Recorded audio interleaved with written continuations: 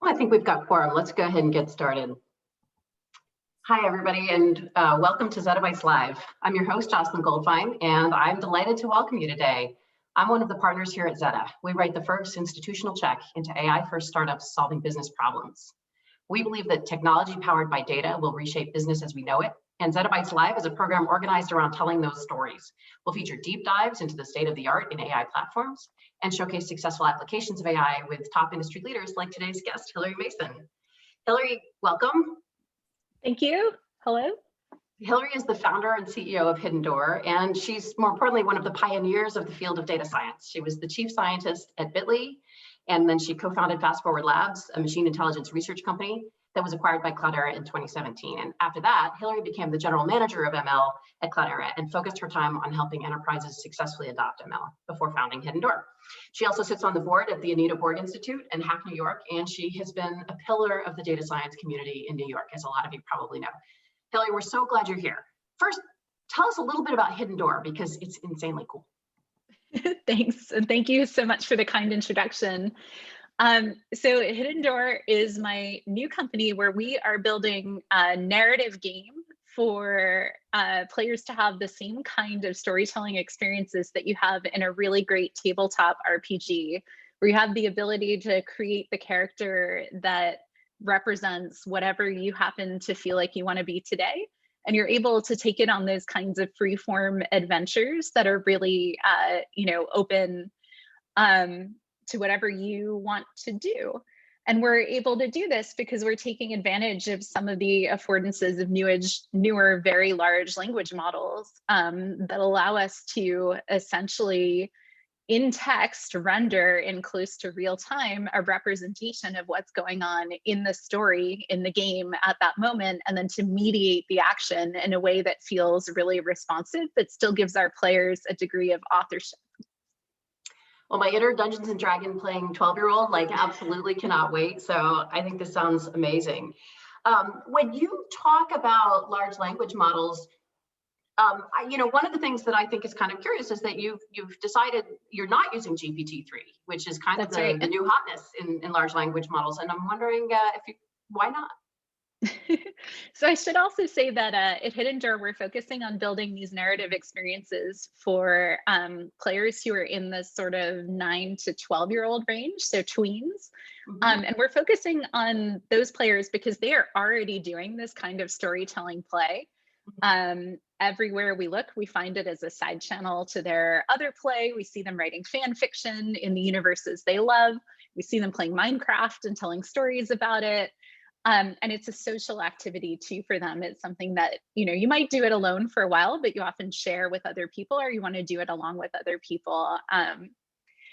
And when you're putting words in front of kids in particular, but really in front of any human being, safety has to be one of the first things you keep in mind. And unfortunately, many of the large language models are trained off the internet. And you imagine if somebody learned to speak by reading Reddit, for example, they would not say a lot of things that you were happy with them saying to your kid. I think this experiment has been tried and proven. Yes. And so everyone always asks me if we're using GPT-3 and isn't it amazing? And it is amazing, though probably not for the reasons most people think. I'll come back to that in a minute. But the approach we're taking is a little bit more constrained, where we are instead solving the problem of translating language into a structured representation of a game.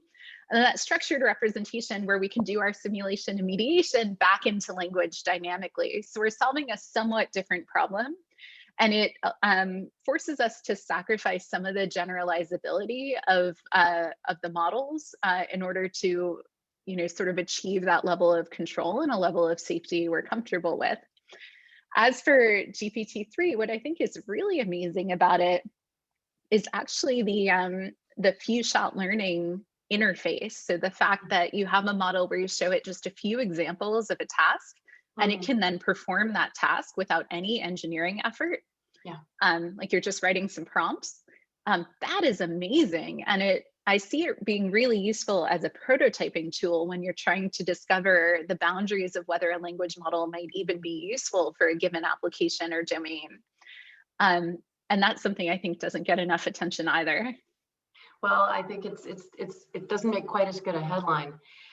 You're also, this is your first, I mean, Bitly arguably had a huge consumer audience, but monetized through businesses. This is like your first big foray into consumer after kind of a lifetime working in enterprise.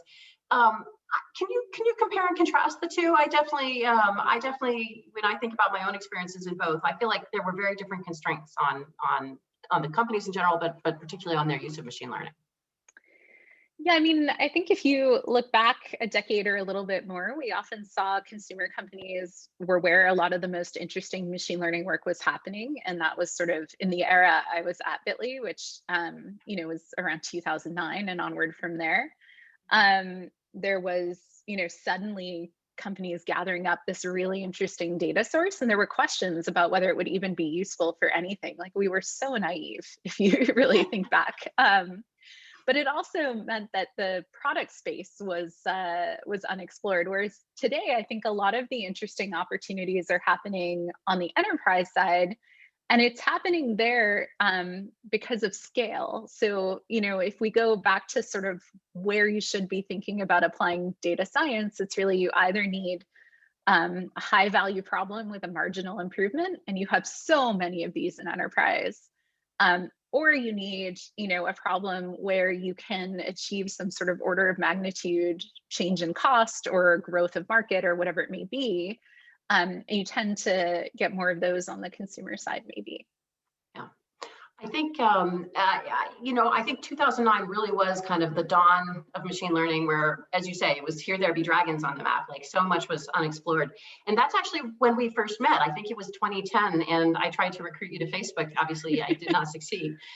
But at the time, you were the chief scientist at Bitly. I don't think chief data scientist was even a title back then. And so I'm curious, how can you talk about how data science went from something that was not even recognized as a job title to something that's really become a very codified role in just basically a decade?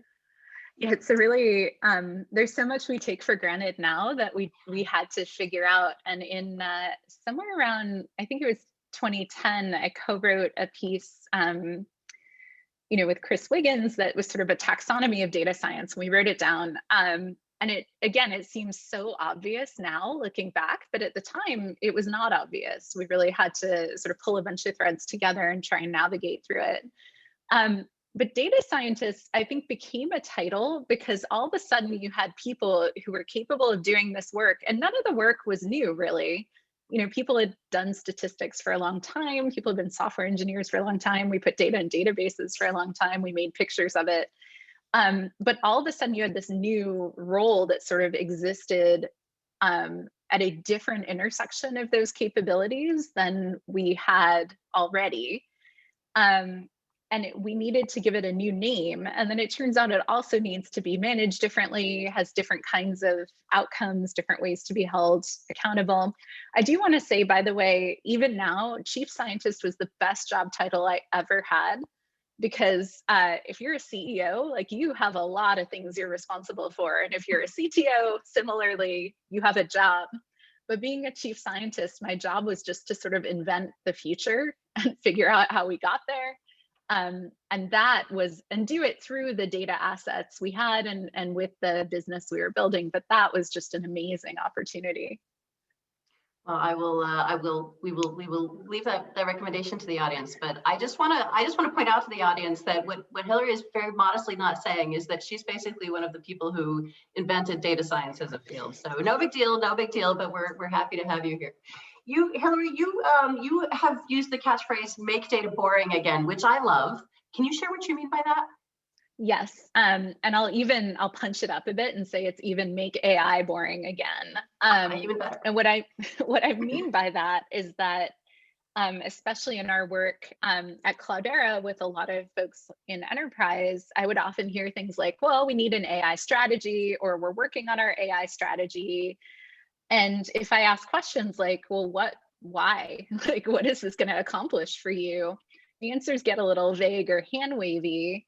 And when I say make it boring again, I mean, let's care a lot about the outcomes we can get to and the value we're creating and the growth opportunities we're making. Let's not care about the fact that we're using AI to get there, because that also leads to potentially making poor investments of time and resources or mismanaging certain projects just because they're AI projects. Or, claiming things like a linear regression is AI, which I've seen, and you deal with AI startups all the time. So I'm sure you see this all the time too. I think investor enthusiasm for AI sort of very rightfully creates a massive incentive for founders to try to sprinkle AI pixie dust onto their company, whether machine learning is really central or not. So you can't blame them for it. I mean, they're responding to the market.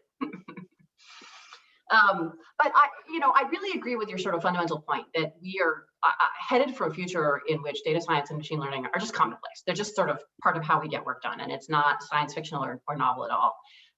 But I think that as big companies are sort of, and I feel like we're kind of making that turn right now. Like some companies on the leading edge have sort of moved through to where they have a team, they have some maturity. Others are just sort of getting going and building their team. They're moving it from innovation to the business, like right here in real time in 2020, 2021.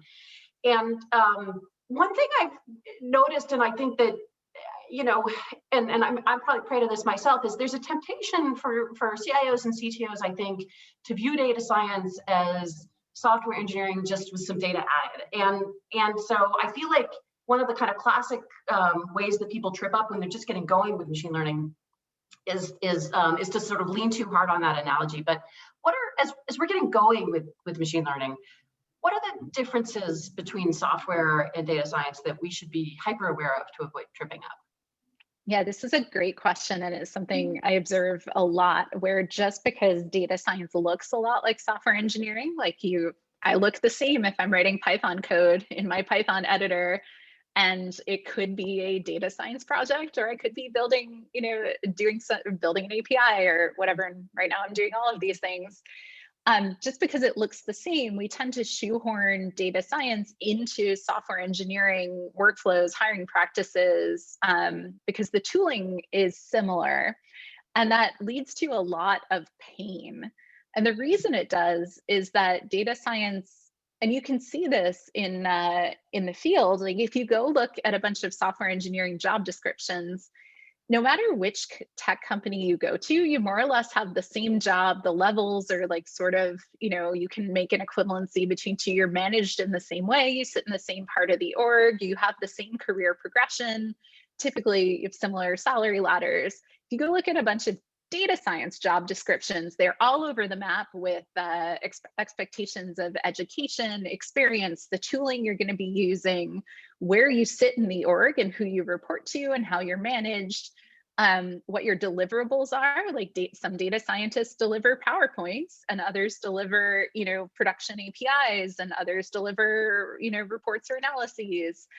And so there's still this lack of maturity in the practice, 10, 11, 12 years in, where I think that if we look 10 years out from now, we will more or less converge on the kind of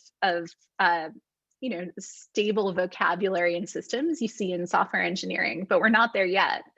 And what that means is that most companies have no experience or little experience managing it, or that experience exists in one pocket of the org and is not in other pockets of the org. And so you end up trying to manage it in the way you know best, which is to manage it like it's software engineering. But then you try and do things like say, okay, we're agile and we're doing data science, and then tiers. So, it leads to a lot of challenges at many levels. Agile doesn't work for R&D style projects. Organizations many organizations, particularly on the enterprise side, can't handle failure of a project at all. And so data science is about failing repeatedly until one day you don't. So that leads to a tension, and in some cases leads to people leaving or changing teams. And it's just an area where I see failure modes and see continued tension and friction in trying to build and understand what a healthy data science org looks like. And I'll just finish this one up by saying also this is complicated by the fact that there's not one right answer. So everyone who does this really well looks a little But bit you don't have a different. prescription for everybody to take away and get this right? Unfortunately not. There's no easy answer like data science sits under the CFO and then everybody's happy. No, that completely depends on what your company is trying to accomplish. And when you, especially with the org structure question, when you sit one team or one person next to somebody else, you remove friction in that relationship by introducing friction in other relationships. So there are times when data science needs to sit with engineering, times when it needs to sit with product, times when it needs to be a center of excellence, time when it doesn't. And good organizations also change this over time. So it really is hampered by the fact that you can't cargo cult it. Like you have to actually solve from first principles for your own problem. I think there is also, like what you said, is there is truly no one right place for the org to sit because it is a matrix. And I mean, and I think this can be true for elements of the whole technology organization, just for data science. I remember when I was at the years I was at VMware, we were a rocket ship, we were doubling headcount every year. And we basically would have a reorg every 18 months. And like a pendulum, we would swing back and forth between functionally organized and sort of product organization. And every time we went back, like there was this sort of like cynicism of like, oh, you know, why you're just reversing the decision you made last time. Are you admitting you've got it wrong? And I think the answer is no. Like the reality is you want the exact median that you can't get, which is to have both. And so actually oscillating between the different org structures is maybe your best possible chance of approximating that. No, that's such a good point. And you also then have the cost of the reorgs, which is its own cost. And I'll even go one step further and saying that often the people best positioned to use data science are not data scientists. And so we have this other issue where I think that most, PMs, most CEOs even understand what software engineering can do for them. But I actually think that most don't really understand what data science can do. So I think there's another layer to this, which is having those tools be in the toolboxes of the people who sit in those positions as well. But maybe that's too controversial for today.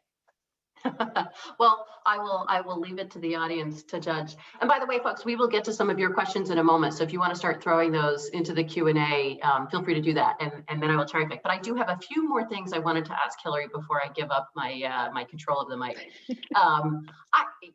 I think again, sort of going back to that mindset of the enterprise that's getting going with machine learning. I mean, you said something earlier, which is really important, which is if you're just doing AI with no kind of no outcome in mind, just in order to innovate, like that's the path that leads to tears. You got to get points on the board when you're getting going with something new. How should new teams or new initiatives, like how should they go about picking that first handful of projects? Yeah, it's always a great question, and you're trying to balance a bunch of different things because there's things that are perhaps low risk and relatively low reward, and there are things that are flashy and cool but not actually useful. And so, as a leader there, you're trying to make the right decision and the right bets.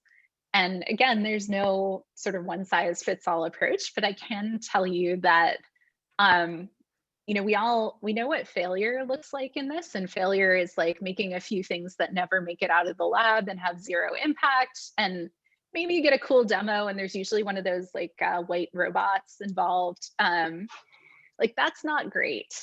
But mediocrity and excellence actually look a lot alike. And in my experience, I've found that that's often because someone who's like a fairly mediocre way to approach this is to do a bunch of work independently where you can't build on your successes.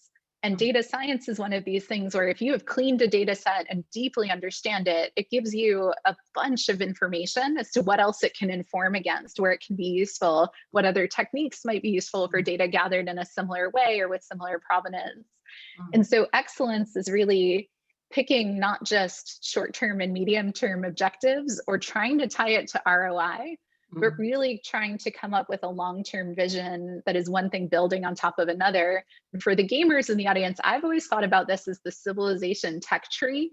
Like you're trying to get the wheel so you can build the chariot, so then you can build the car when you get, the motor and all this stuff, which is maybe just a metaphor useful to me.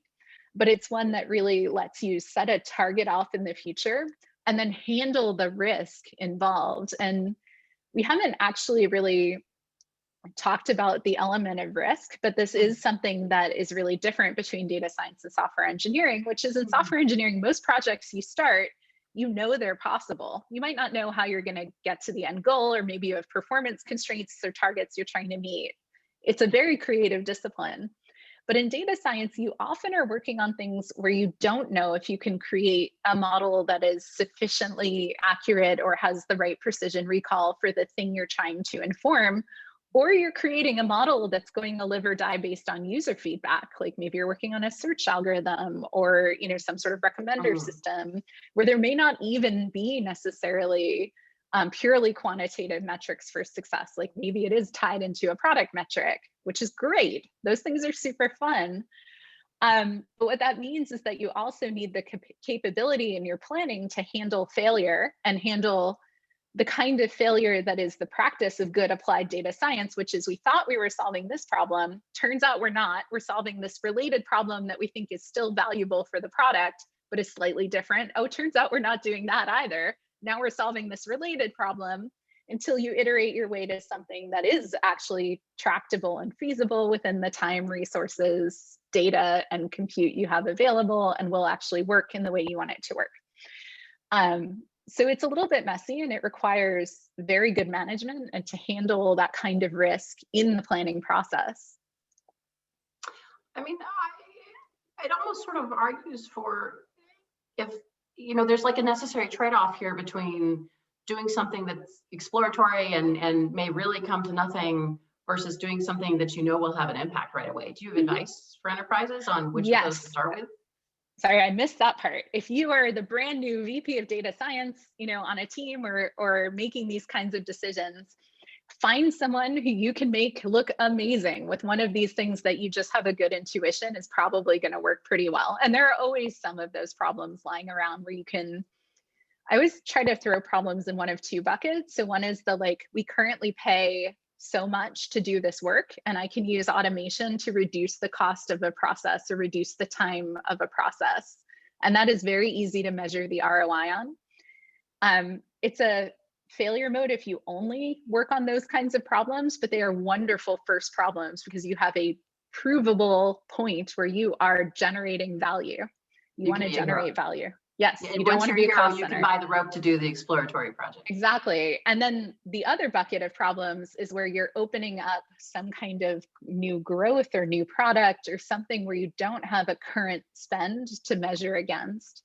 And so those are better because the return on the investment is uncapped. It's actually there's no, we're spending this much and now we're spending this much. So data science is this much of a hero. Data science can be this much of a hero. Yeah. But they're a lot harder to scope, and they're harder typically in many ways. High risk, high reward. And then sometimes it's high risk, high achievement, hard to argue for the reward. Sometimes they get built into other parts of a system, and in many organizations, the data scientists might not get credit for that work even. So yes, definitely start with the former, but pursue the latter. I love this insight. I'm sure it's come from all the movies you've seen. I wonder if could we pick your brains and just hear, you were on the front lines of all these enterprises getting going with AI in your time at Cloudera. Can we hear about some of those stories? Just sort of, this we don't need company names, but just the specifics of of a project that were and maybe were not successful. Or at least lessons learned. They were all many successful. They were all successful. Oh no, even the ones that were successful had their own failures along the way. One of my favorite projects was actually for a medical robotics company, and they were really interested in using certain deep learning image segmentation and analysis techniques to understand if it was even feasible in real time in a surgery to potentially detect if the surgery was going awry in some way. And this is a company with a 10 to 15-year product development cycle. So they're thinking about in that far future, could we help a surgeon do a better job? And we got to do that project because they couldn't do it in-house, not because they didn't have the expertise. They were amazing technologists, but because it was a case where it was so risky that nobody wanted to work on it. And so I can't that get was one of, autonomous for working on a project that fails, for working on a research project exactly, that goes like nowhere. the individual data scientists Yeah. and scientists and doctors couldn't work on a project that was likely to fail. Like it was expected it would fail. Which, you know, by the way, a lot of Fast Forward Labs business came from situations like that, not because a company didn't have the internal capabilities, but often because the internal teams were already at capacity or were politically unable to pursue a project they thought could be valuable. But this one, I love telling the story because it was incredibly technically interesting. And it also had some human consequences in the sense that they, you know, sent us a bunch of data. It was all, you know, HIPAA compliant. People had opted in to this data being useful for this project. And, you know, the idea is to use deep learning, which you think sort of doesn't require you to have a deep familiarity with the data. But of course, the reality is that you do. And so the researcher on our team who, you know, was really an expert in this set of techniques just took a look at the data, these video files, and immediately ran to the bathroom and vomited. Like he had the weakest stomach, he could not handle it. And we ended up setting up the weirdest pair programming thing where he was across the table from someone else who would look at the pictures and tell him what was going on. But the other reason I mentioned this is, and I mention that only because as much as we may, you know, think our tooling is going to handle this for us, there is an art to this work that you can't separate. But the other thing about it was that when we first built a, you know, bad outcome detector, it was barely better than noise. But we showed it to some of the medical professionals on the client team and showed them clusters of failures. And they were like, oh, that's smoke, that's blood. We don't know what these are. We ended up changing the problem definition to say, could we build a smoke and a blood detector in these images? And that actually worked well enough that they ended up taking literal smoke. Why is there smoke in a I don't want to know. I am not a medical doctor. Okay. Like, I don't really want to know either. You do not want to have this kind of surgery, I think. Okay. But yeah, so they ended up, you know, in reframing the problem, we got to something. It was still not a huge, on a machine learning level, I think we hit like 82% accuracy, but that was enough for their internal team to take it over and sort of pursue that work. And so that was and that could be enough if there's a human in the loop, right? If you're not trying to be autonomous, but if you're just trying to sort of, you know, ask a surgeon to pause and take a closer look. Oh, and that's a wonderful point. Another common thing I see for missed opportunities is really thinking about the role of machine learning as making professionals able to make better decisions rather than saying, I'm going to replace the professional. It's the technology-powered exoskeleton rather than the yes, or maybe it's like our giant mecha robot that we're piloting rather than the you know, rather than the idea of a completely autonomous robot. That reminds me of one other one I'll mention, which was actually where we ended up building. What we were trying to figure out is it turns out the tax laws change all the time, and I should know this. I'm related to, you know, everyone in my family except me is an accountant, which I think of as like another flavor of computer science, really. I do too. My mom's also an accountant. I think that's where all the women software engineers are. I think they're in accounting. But keep going. All right, then come on over. Seriously. But all this is to say that you know, we ended up with this project where tax laws are changing all the time. You know, accountants are issuing guidance to their corporate customers. They write these things in memos that are highly structured, even though they're human authored documents. So we built the system to ingest these memos, ingest tax law changes, and then alert the accounting professionals when something might have happened that was relevant to their matter. And that was another really fun, like right on the edge of language models question, and somehow managed to make tax law interesting. Absolutely. We had some really cool visualizations of it too. It's beautiful. Fantastic. What about a failure? You know, I'm trying to think of notable ones I can talk about. There were many. We had a couple where, you know, we had a client, we went through a whole scoping process, and then it turned out the data set they thought they had, they didn't have. And this was actually an email communication data set. So it turned out what they thought was like a data set of valuable business communication was all spam. So just like the commercial email that had come into the business professionals. And then it turned out they couldn't get access to the other messaging. And so we'd spent something like, a year and a half scoping and like trying to develop an approach, only to hit this point where we got the real data, which also involved, you know, like background checks and VPNs, and you know, it wasn't just that the big, you know, the big security. It was a lot, only to realize the project was actually impossible. And so, and then there are other projects where I am a huge fan of always gating things. So saying like, okay, the first round of work is really to assess the data, make sure the problem statement is correct, and try the stupidest, simplest approach we can come up with, see if we get any signal. The second, then yes, then we decide, we all get together and we decide, is this worth pursuing further? And so if anyone on this call happens to be a consultant, I am a huge fan of doing gated pricing so that you make sure you're not wasting your time on something that is not worthwhile, and your clients have a lot of security. It helps them manage the risk as well. So that was probably our biggest disappointment and failure. We had others where things just didn't work. You know, and a few things where it turned out that simple thing we did in 2 weeks actually beat the thing we did in 3 months.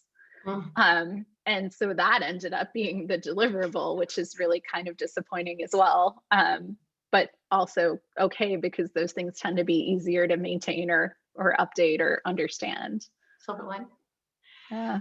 Fantastic. So I know we have a couple audience members with questions, and so let's start going there. And then for other folks who we didn't sort of prearrange a question with, if you have questions for Hilary, please do start putting those into preferably the Q&A panel. If you throw them in chat, I'll also see them, so not a big deal. And so start warming up your ideas, and let's bring up Cheryl Scott from Here Technologies.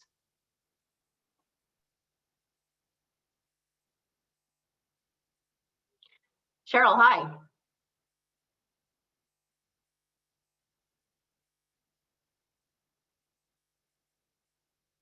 Cheryl, do we have you with us? It looks like Cheryl may have stepped away from her computer at exactly the wrong time. I think she's on mute. No, I'm here. I just had to press unmute twice. Here we go. Thank you. Great. Thanks for having me. Hi, Hilary. This question is about transparency and explainability of models. I was fortunate to begin my career in a software company that provided financial modeling tools for business people, and they could use them because they wrote the models in business English. This transparency emphasized validation of assumptions and experimentation using what if, goal seek, sensitivity analysis, optimization, and on a leading edge basis, we had a command to explain the results. Fast forward a few decades, and now data scientists are building these models, and we still need to understand and validate the models and the data. That need hasn't gone away. So I believe the data scientists and and their business partners share that responsibility of understanding and validating and underlying assumptions. And you've talked about how you do that in your processes, which is great. But it becomes really fuzzy when advanced techniques like deep neural networks are considered. So transparency is important when decisions are recommended by the model, that they impact people outside their business and organization. And they can be drastically impacted by the selection of the training data as well. Transparency, as I see it, is viewed as a first step in ensuring fairness, eliminating bias, and achieving inclusion and diversity. So what can we recommend as approaches to guide software developers and data scientists towards transparency of model results and the data? Or are there cases where this has to be mandated? This is a wonderful question. And I love the way you asked it, because it's clearly grounded in real experience too. I think it's important to make it clear that this is not just a technology question where, you know, we had sort of white box or open models, and now we have these mystery box models that, you know, things go in and things come out. We have no idea what's going on. And so it's an inevitability, but rather that the requirements for transparency and auditing should be part of the design process and scoping process of the work itself. And that there is therefore a decision point on whether there is a set of techniques we want to use. Because let's be clear, like white box models still work great. And they are useful for many applications. And so this is as much a product and business question as it is one of technical ethics. And it's one that I think you're right, that it is the leadership, the sort of whoever is accountable for the business and the product, and the technologists need to make these decisions together. Now, that said, there's a ton of technical work happening in AI explainability around things you build around these mystery boxes, where we permute inputs and we look at outputs, and then we make inferences about what's going on in these models that can therefore make what would otherwise be unacceptable techniques useful in a subset of business applications where you need some level of transparency, but you don't need absolute clarity. As to the end of your question around where it needs to be mandated, one of the privileges of the work I did at Fast Forward Labs and Cloudera is I got to work with people across all different industries. So, everything from quick service food to medical robotics to finance and banking, and internationally as well, insurance, customer service, it was everything. And the places where this is done well today are the places where there is a regulatory requirement to be able to report on why a model is doing what it does, such as in insurance and in certain aspects of finance. And I will give that a little bit of a caveat and say some of our large financial institutions do this very well, and some of them do it very poorly, where they can't get a linear regression into production because the folks doing the regulatory review don't understand a bit of algebra, right? So it's not to say it's universally done well in the regulated context, but that at least people are forced to have that discussion as part of the development process. So I'm afraid I don't have any black and white answers here today, but rather just to say thank you for that question, and that as we think about the design of these products that use data science, it's really important that we ask this at the beginning, not at the end.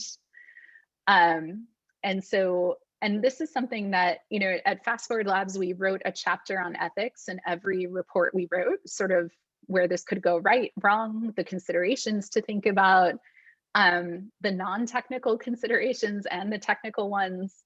And we did that starting in 2014, which was really just to create the space for those conversations with our enterprise clients, who, by the way, tend to be more interested in having those conversations than we might think.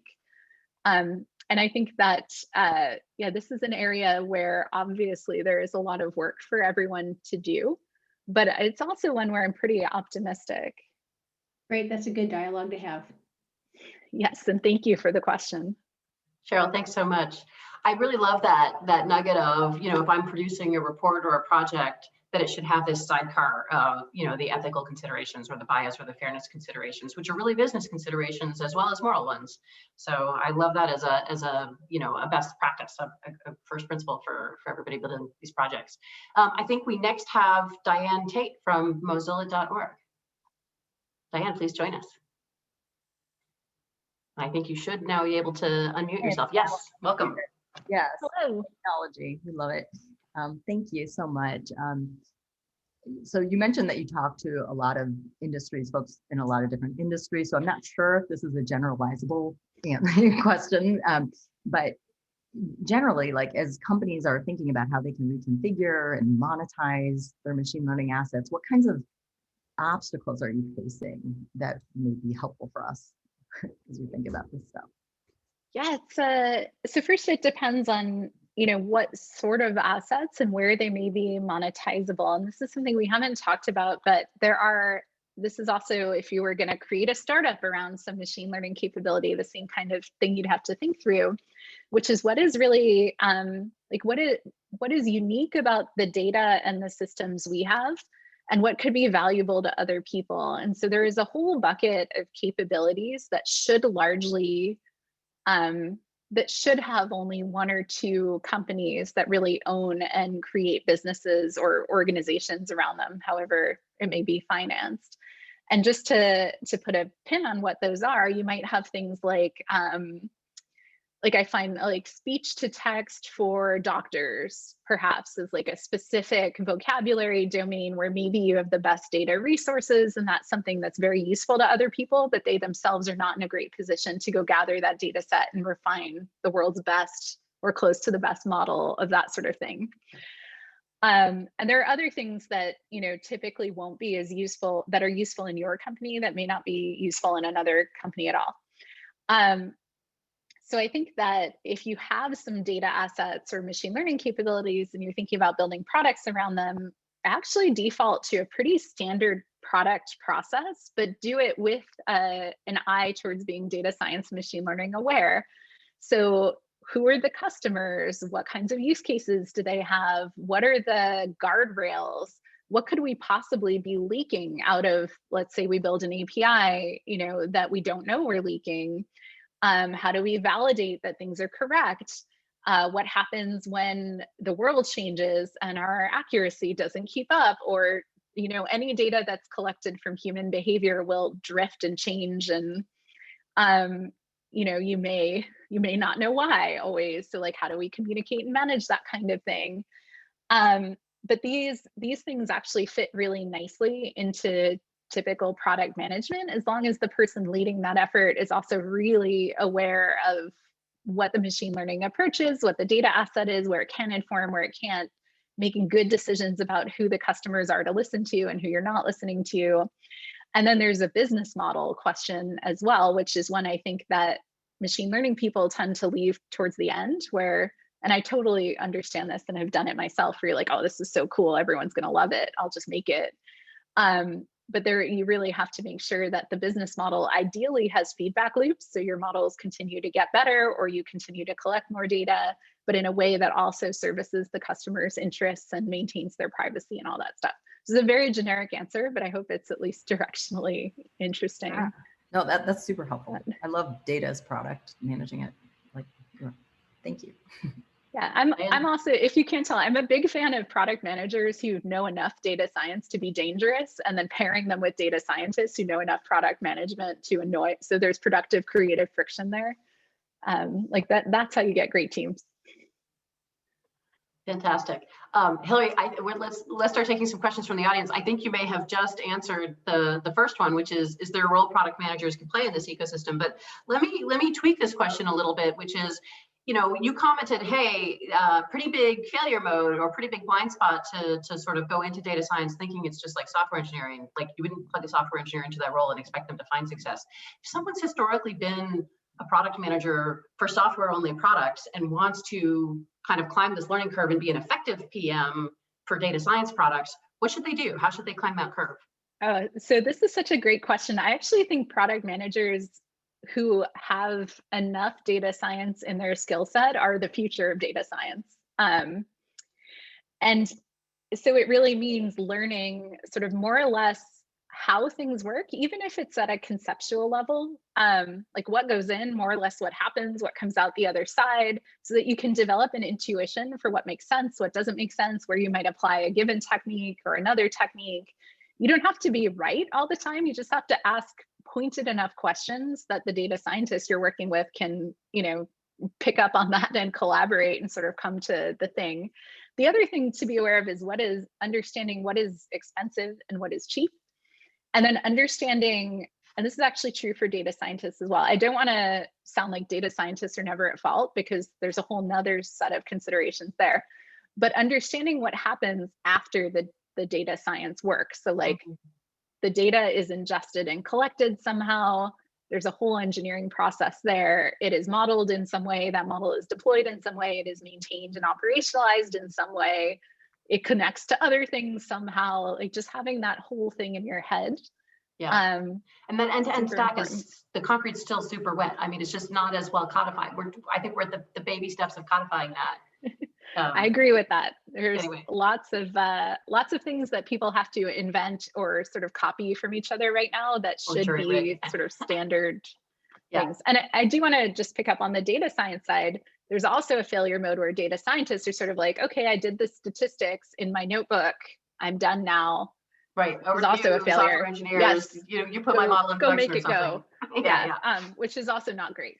So that's another failure mode to avoid. Yes. I got another question in the chat here from an investment banker to the tech industry focused on M&A and capital raises. He wants to know, how can we use machine learning in an institutional capital formation platform we have built for our clients and our sell-side M&A clients? So any ideas how, like, what problems are in that space that might be tractable for machine learning, or where ML could help? And I actually don't know. It's not my area of expertise. You didn't, but I you would didn't have investment banking customers at Fast Forward? We had a couple, but a lot of the data science thinking I've seen in that space is, let's say, aspirational, in the sense that the time cycles for good feedback are too long to be practical. And so I'd look instead for areas where first data exists that can be informative and where you have history to learn from. Yeah. And so I have seen it. I've seen some things work where people are using like social media signals to understand if one, app looks a lot like another app did at another stage of its life cycle. It's a little bit fraught, but you can do that kind of stuff. But no, other than that, I completely agree with this sort of first principle that a problem is a good machine learning problem if there's abundant data and like highly dimensional data, not just large volume of data. And I think that, I think everybody in every job has to kind of wonder, hey, could machine learning automate my job? And when I think about the job I play as a seed investor, I mean, obviously, machine learning can automate some aspects of investing jobs, because I think the models are already better than the human beings in terms of public equities, where we have by far the most abundant data. And then I think as you go earlier in the stack, it becomes harder and harder to do good investment decision making for models, because there's such sparse data about early stage startups. There's really not a meaningful exhaust trail about a startup. And the idea of sort of lookalikes with other startups, I think you don't even have the features to do that. No, but where we did have one. We had go ahead. one really fun project for commodities trading, where we were taking a news feed of like 15,000 articles a day, clustering those articles, summarizing them, and highlighting the ones that were relevant to things in a particular trader's portfolio. So if you've got a situation where someone is making a decision based on information, and you can get that information to them in a more efficient way, either for them to ingest or for them, like, no one human being can read 15,000 articles a day, right? Totally. Summarization, like those are really areas you can do really cool stuff. Well, I was going to say, and I see someone in the chat has also pointed out, where I think that there is big potential for machine learning to help me in my job, and, maybe as my Gundam, but not as my robot body double, is simply sourcing. And I think that people, when they think about the job of investors, they over-rotate on the picking, and they underestimate how important it is to actually source. Because if you never met the great company at inception, you never had the chance to make a good decision. And I think when it comes to sort of sourcing potential founders, potential startups, and I think, Jim, hopefully this is a little bit relevant to your world, but that sourcing is almost always, there's kind of a much more abundant and rich data set. And so that might be the tractable starting point. Would be our guess. It's also really good marketing. Yes, marketing is another excellent application of machine learning, and I think really one of the first enterprise use cases. Absolutely. One more question I wanted to ask you that I'll sneak in before the finish line is, a lot of the folks, we've talked a lot about how advice for enterprises thinking about getting going with machine learning and AI, but lots of our audience are also entrepreneurs or backers of entrepreneurs.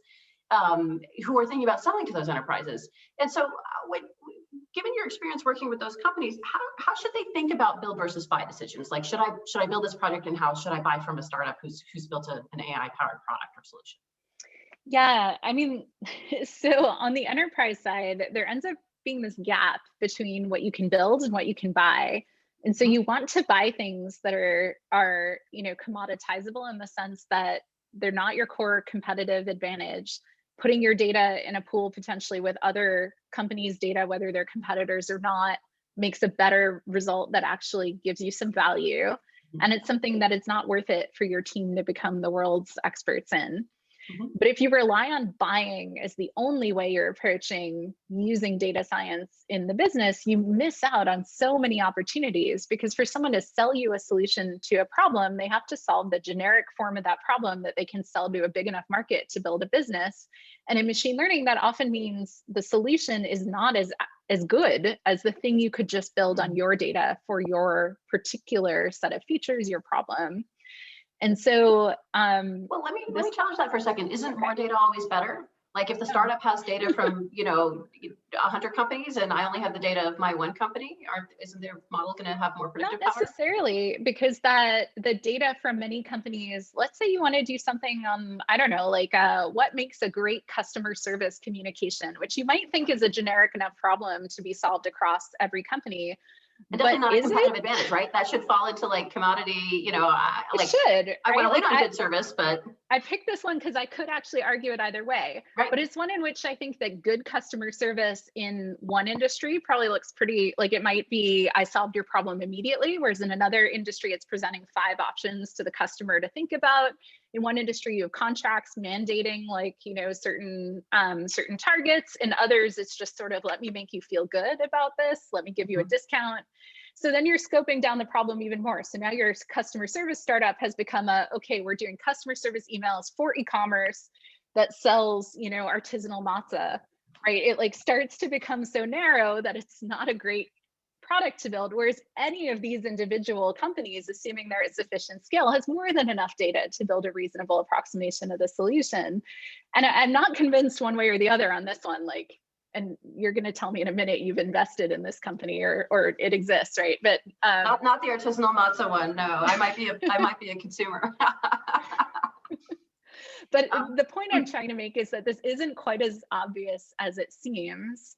And I want to bring up another point too for the entrepreneurs on the call is that one thing, and we've talked about this, I'm always mystified by the number of data scientists or the lack of data scientists who become entrepreneurs and who want to build these kinds of solutions. And I mean that, you meet 10 software engineers and 3 of them have a startup idea they're going to do as soon as they get around to it. But when you meet data scientists, it isn't the same kind of culture of like, I want to build something new. And so I just want to put in a plug for those who are on a call like this, who are clearly inclined perhaps in that direction to think perhaps about building that thing that is in the back of their head. Yeah, no, we're all for encouraging entrepreneurs. And I think that having empathy and insight into the problems of and the superpowers of enterprises is I think that you're giving us today is really valuable to entrepreneurs. I actually don't disagree with you. I think that we back a lot of startups who are vertically focused, and we back a lot of startups that are focused on a problem domain like customer service or marketing. But I think there are good reasons in machine learning. One of the pieces we put out on our blog a couple of years ago was called "Why Vertical Beats Horizontal in Machine Learning," and I think it does sort of relate to this idea that there is more of a compounding benefit to accumulating data that is really about a like use case. And I think this goes back to your point about, as a data scientist, you can't treat the data as something that is just that you don't have to understand, that can be a black box to you. You have to actually deeply understand the data you're working with. And sort of sitting at Facebook, I saw over and over again how much you could mislead yourself with machine learning and model output if you didn't actually understand. Like you would have this fantasy in your head of what the results meant that were completely undone when you talk to a domain expert who actually deeply understood the data. So I guess my advice to entrepreneurs on the call would be, if you're fascinated by a particular industry or problem, to make sure that on your founding team is someone who deeply understands the domain, not just because they'll have ties to be able to sell into that market, but actually because to help you really understand your data and not be misled. All right, I think we've got a few more coming from the audience here, and we have time for 1 or 2 more. So, oh boy, we have a nitty-gritty org chart question, which I kind of love and think you might too. And then we have like a sexy, sensational one. Maybe we can do both of them. Okay. So the org chart one is, in data science, we're trying to break our team into feature engineering, who's prepping the data for ML, and then the ML specialist who's focusing on mainly algorithms. Is that an optimal? I know you're going to say nothing's optimal.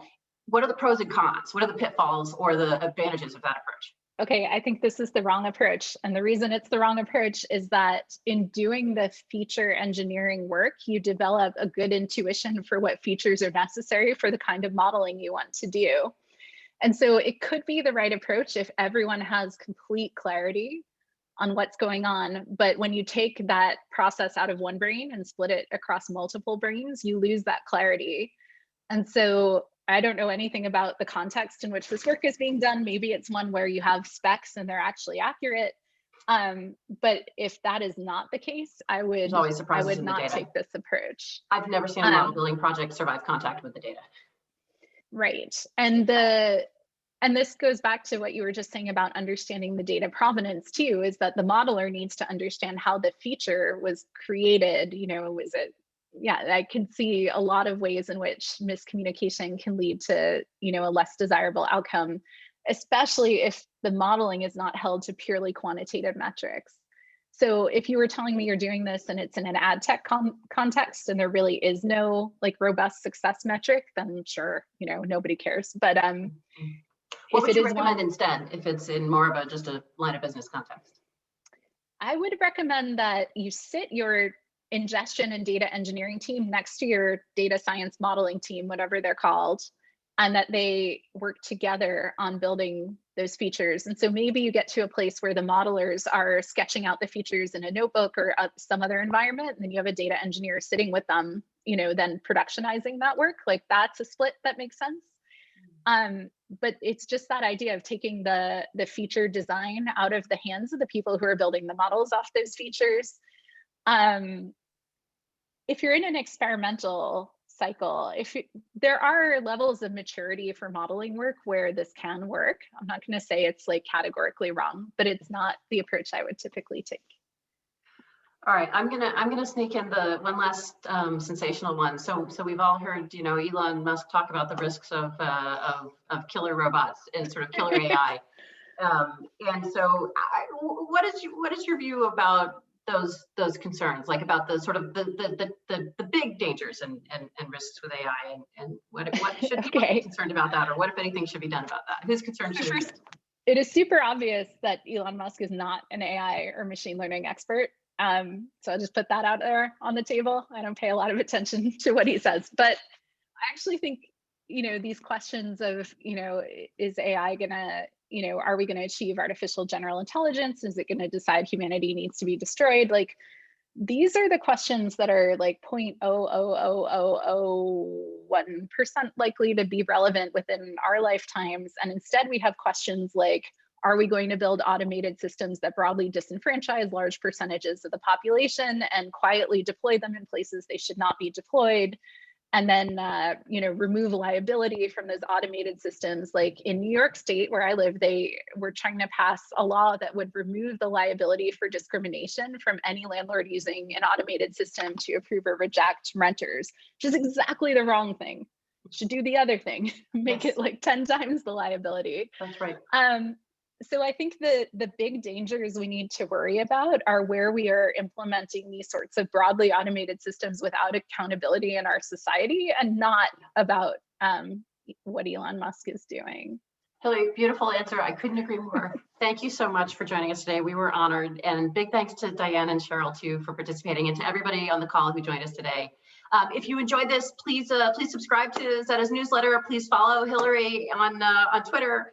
And mark your calendars for June 9th when we're joined by Pegah Ebrahimi, former COO of Morgan Stanley and Cisco. Thanks so much, everybody. Have a great day. Thank you.